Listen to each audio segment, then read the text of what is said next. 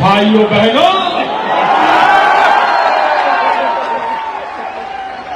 मेरे देश के युवा,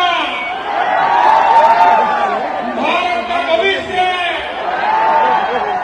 मेरे भारत मां के लाल, इस प्रकार से जंतर मंतर पर प्रोटेस्ट करते देखता हूं तो मुझे पीड़ा होती है।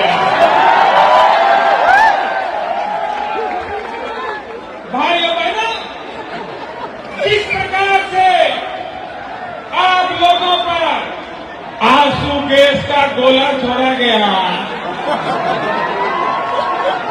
मुझे पूरा भरोसा है कि आंसू आपकी आंख से ही नहीं बल्कि आपकी वीडियो देखकर के पूरे हिंदुस्तान की आंखों से आ रहे थे।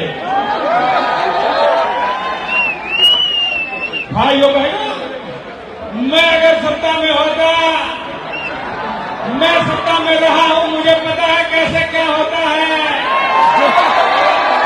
मैं अगर सत्ता में होता तो ये युवाओं को यहां ऐसे बिखरने बगड़ने नहीं देता, ये युवाओं को रोने नहीं देता, ये बेरोजगारों को यहां पर घूमने नहीं देता।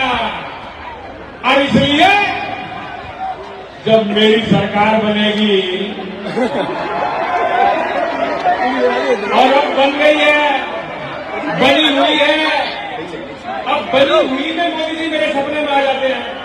रात को ही मोदी जी सपने में आ गए। यहाँ खड़े तो वही हैं। मैंने पूछ लिया, मैंने कहा मोदी जी ये पेपर लीक हो रहा है, ये सब कुछ हो रहा है, ये क्या हो रहा है? और आपने कहा था शुरुआत में 15 लाख का, तो मोदी जी बोले भाइयों बहनों, मैंने कहा था जब मैं पीएम बनूंगा तो सबके खाते में 15-15 लाख रुपए आएंगे। और अब मुझे जरा बताइए, अगर एक आध पेपर लीक होने से अगर किसी के खाते में 15-15 लाख रुपए आते हैं तो इसमें घाटा है क्या?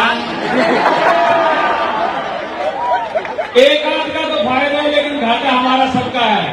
और दोस्तों, मैं इतना ही कहूंगा कि जितने दिन से आप लगे हुए हो, बहुत लोगों को ये उम्मीद भी नहीं थी कि इतने दिन ये चलेगा, लेकिन हम लोगों की एकता और संयम से, शांति से ये इतने दिन निकले हैं। और साथियों, जब तक जीत हासिल नहीं होती हमें और डटे रहना है। भारत माता की, भारत माता की।